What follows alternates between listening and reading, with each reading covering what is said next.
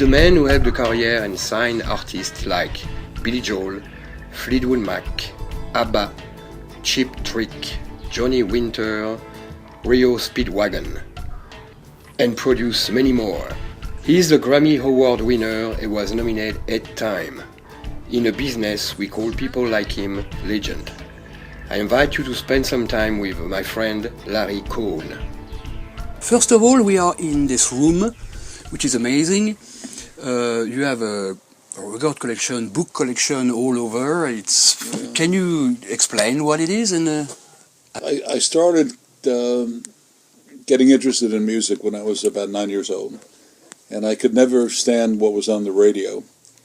So by luck, when I was about, 10 years old, I found a radio station that played 30 minutes once a week, and it was hosted by a classical pianist. But all he played was boogie-woogie piano. And I thought, wow, this is something that's really interesting. So I started to listen, to the program every week.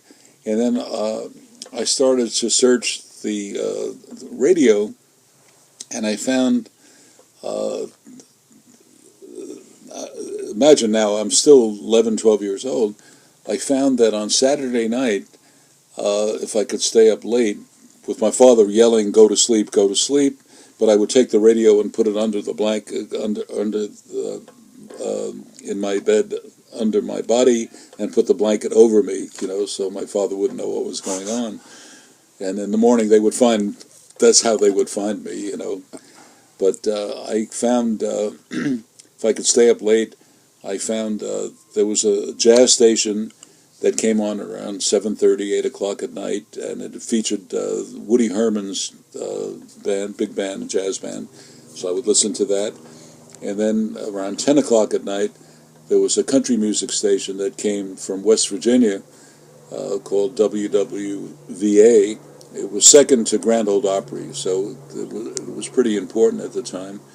And they had second level, well, some first level, but a lot of second level country stars.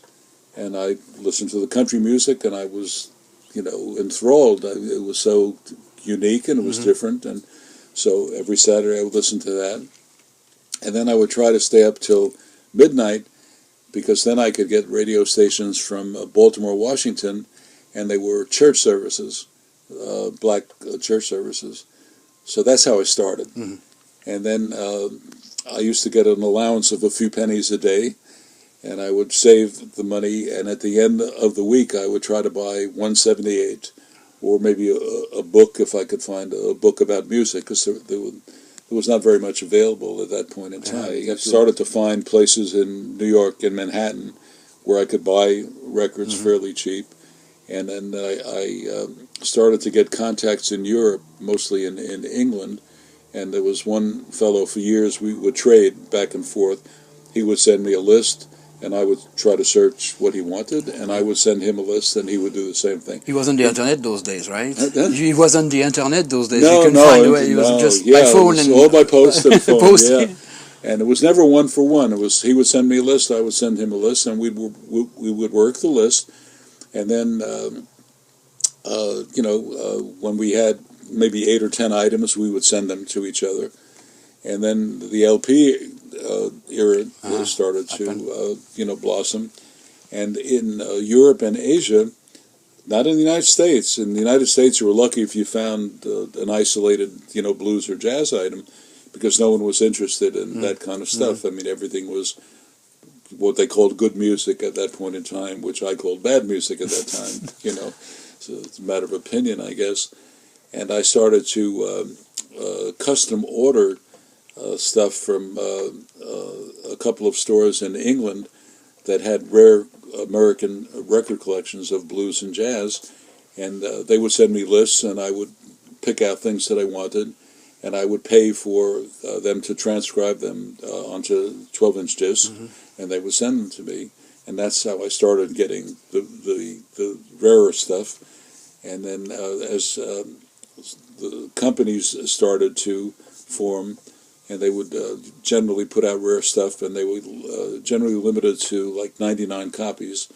And I made sure I was on everyone's list, and I bought everything that came out. And I was lucky. I had the money, to buy it. I didn't have a lot of money, but I had enough to get what I wanted.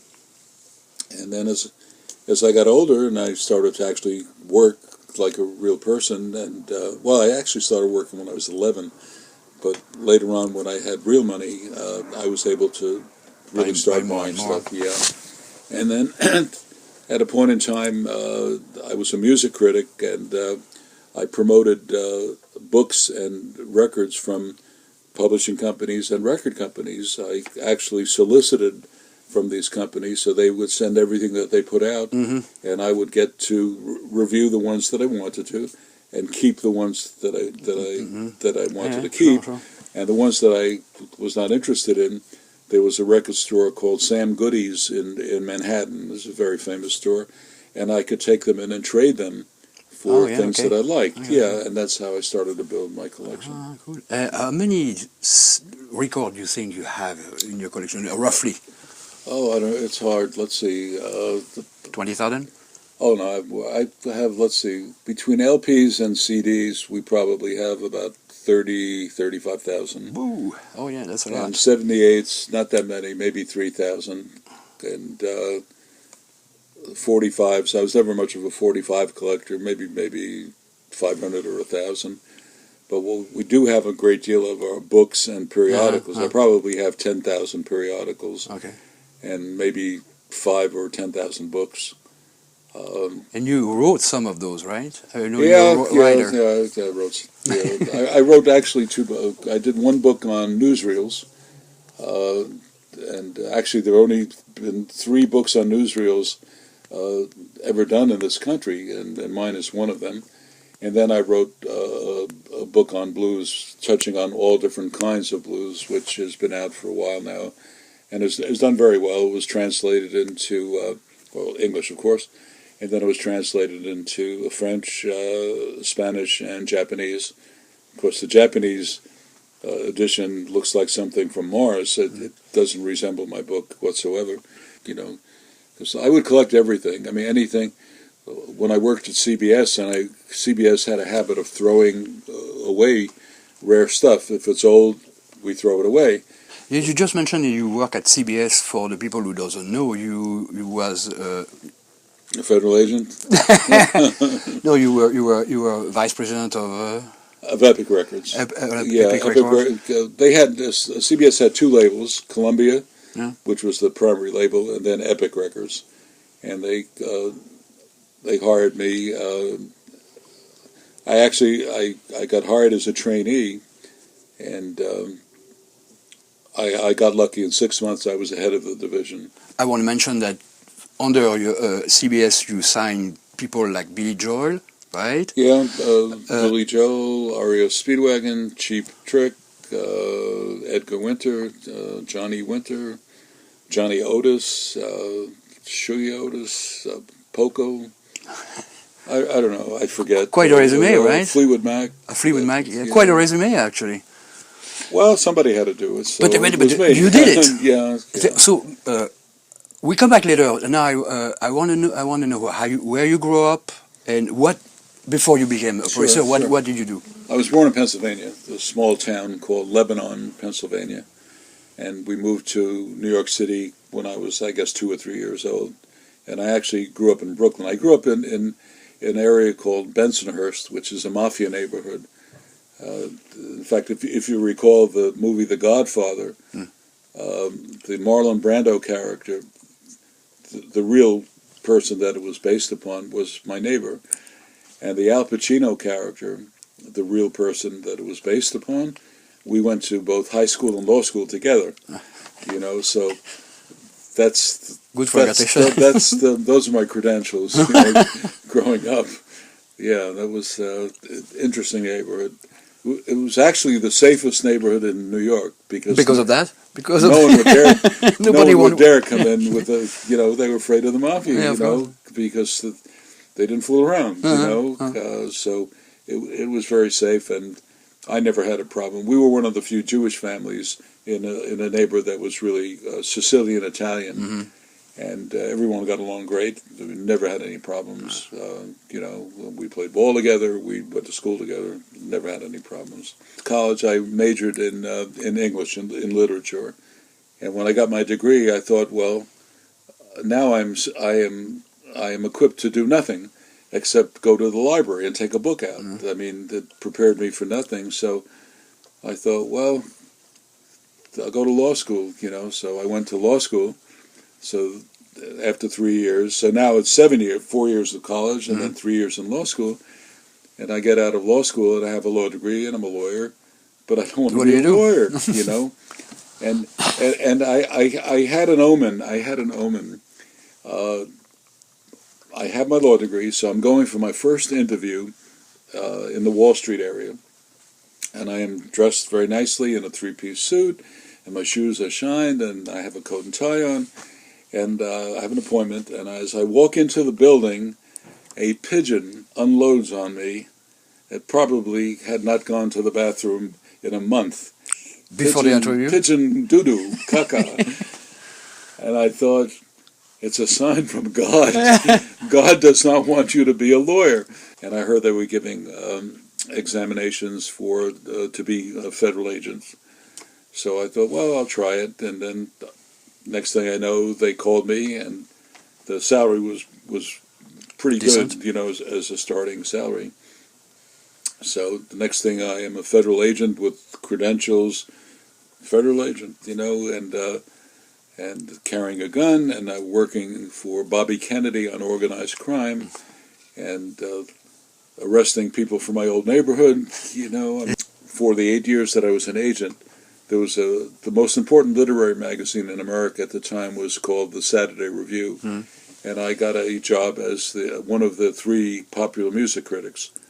So I started to get a reputation, and then I was doing a lot of liner notes for record companies, and I did a couple of productions also and stuff like that. So after 8 years, when I decided I had enough with the government, I really didn't know what to do because I had no work experience. I law school government. So I wrote a letter to William Paley, the owner of CBS, and someone had written an article about me in the newspaper, the Daily News in New York, and it was about this guy who was a federal agent, and on the one hand, on the other hand, he was doing all this music stuff, and they had a caricature of Dick Tracy with a gun in one hand and a guitar in the other hand. So I thought, well, I made a copy of the letter, and I sent it to Paley with one paragraph, and I said, I have no work experience. I think I'm pretty smart. I have I'm educated. I have a law degree, and I know that I know music. And long story short, he called me in, and the next thing I know, we'll be in touch with you. And I thought, yeah, sure, you'll be in touch with me. They called me in, and he hired me. I remember when I came down, and my wife said, what happened? I said, I have a job. They hired me. She said, well, that's great. I said, why would they hire me? I wouldn't hire me, So I started, I remember, on October 7th, because my birthday was on October 4th. That's when I left the government, on a Friday. I started as a trainee on October 7th. And mid-April, the guy who was the head of the division of Epic Records left the company. He resigned, and I got the job. I mean, I couldn't believe it. I mean, I didn't even know what a logo was. And there were people far more suited, for the job that had been in the company for 10, 15 years, But for some reason, they liked me, and whatever. And, so I became one of the 2 heads of Epic Records and signed some of the people that I mentioned, and a lot more. And you became also a producer. You produced some of the artists, right? Yeah, I produced also. Yeah, when I had the time, I produced several albums. Just at that time, Playboy went into the music business, and they got in touch with me, and they said, well, we're offering you the job as president of the company. And I thought, wow, I really don't want to go to Playboy. I like CBS. And then they started throwing numbers at me, and, like any other person, you get seduced and I had a family, that kind of thing. And I was warned not to go by some important people, but of course I knew better than anyone else, They were less than truthful to me. They were on the edge of bankruptcy, which they did not tell me. So here I have a new division at Playboy, but they couldn't care less about it because they didn't have money. And after 2 years, I signed ABBA there. And I couldn't break them, but I did sign them. And after 2 years, I left. It just didn't make any sense to stay. And they offered me a job to be the head legal person on the West Coast. And I said, I don't want to practice, And I left, Billy Joel and those guys. I mean, it's a huge amount of albums they sold. Oh, yeah. Oh, millions, yeah. Talking about 100 millions almost. Oh, yeah, sure. I couldn't, I don't even know, I mean. And then when I left the company and I moved to France, and then when I came back to the company, Sony had bought CBS by that time, and I came back to do a reissue project called Roots and Blues, and the first thing I did was Robert Johnson, and you win a Grammy for I this won a album. Grammy for that, yeah. Well, they had to give it to someone, so they gave it to me, They had no faith in Roots and Blues material because that was stuff that had been in the warehouse since the 20s and 30s, and nobody ever made an attempt to try to sell the stuff or put together programs. And I said, you're making a big mistake. I mean, you're sitting on a gold mine here, and the young kids are interested in this old stuff because all they hear from people like Rolling Stones and Clapton and Bob Dylan and the Grateful Dead are about all these older people. So while I was living in France, I kept trying to get them interested in the program that I mapped out, and their response every time I had a meet. My mother lived in Midtown Manhattan, so every time I came to New York to visit, I would go up to Sony, and I would get the same routine, and they would always say the same thing: oh, "Who's going to buy this shit?" That's the exact word that they used. And I said, you're not using your head. You're not thinking. I didn't come to them saying, you have to do this because you have to preserve American music, because they'll laugh at you. They're not interested in preservation. They're interested in how much money you can make and what will it cost to make the money. So I showed them how, on a very, low-end financial exposure, how they could make money. So, no, for over a year and a half, and then one time I was already decided to come back to the States, and I was visiting my mother, and they called me at my mother's house, and they said, we have no faith in your proposal. Well, that's a nice way to start the conversation. They said, but we're willing to let you do one release and see what happens, but we have no faith. So do you know what you want to do? I said, I've had 2 years to think about it. Yes, I think I know what I want to do. So I came back to the States, and the first thing I did was Robert Johnson. And they projected that they would do 10,000 box sets over a 5-year period. I told them, I said, you're very wrong on this, I'm telling you. They sold 300,000 the first 3 days. Wow. First 3 days. In total, how much? In the millions, several millions. So yeah. In Japan alone, they sold 500,000. Oh yeah. The first year they sold 100,000 in Japan.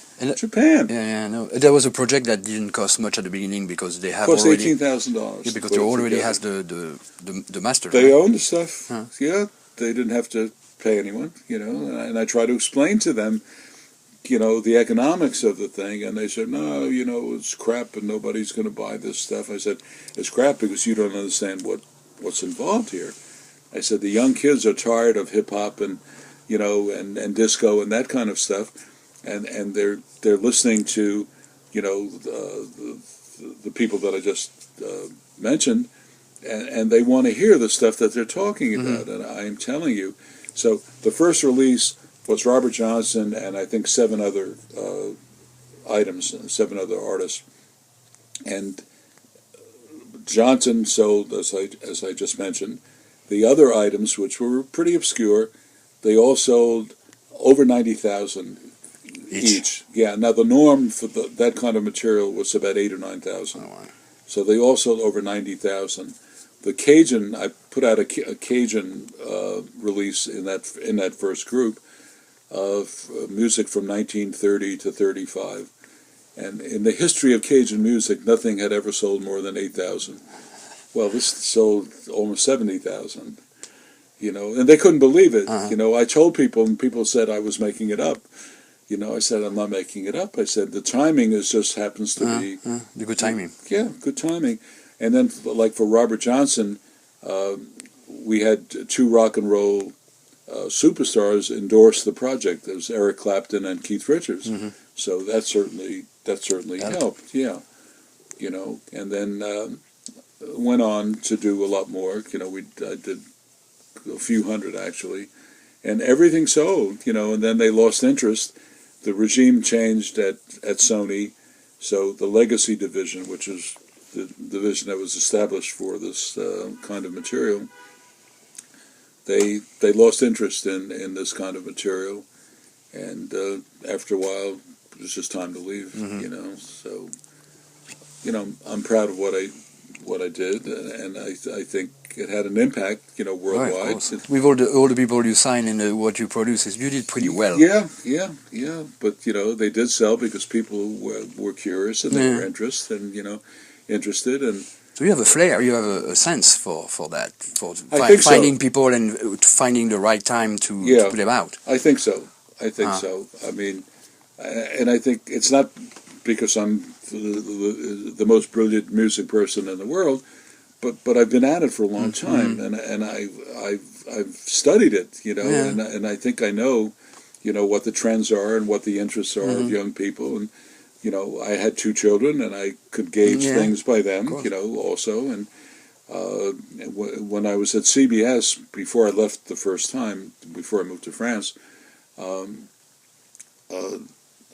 would people would have meetings and they would play new material for the promotion people and the sales people, and I would say, who cares what they think? They never spent a dime on a record in their lives. They get everything free. I would take secretaries that were walking in the hall. Do you have 30 minutes? Can you come in and sit down? Why? They'd be afraid. I said, I want to play something and get your reaction. And that's how I would gauge what I was doing. Thank you for watching À la Carte Los Angeles. Stay tuned for part 2 in an upcoming episode with Larry Cohn.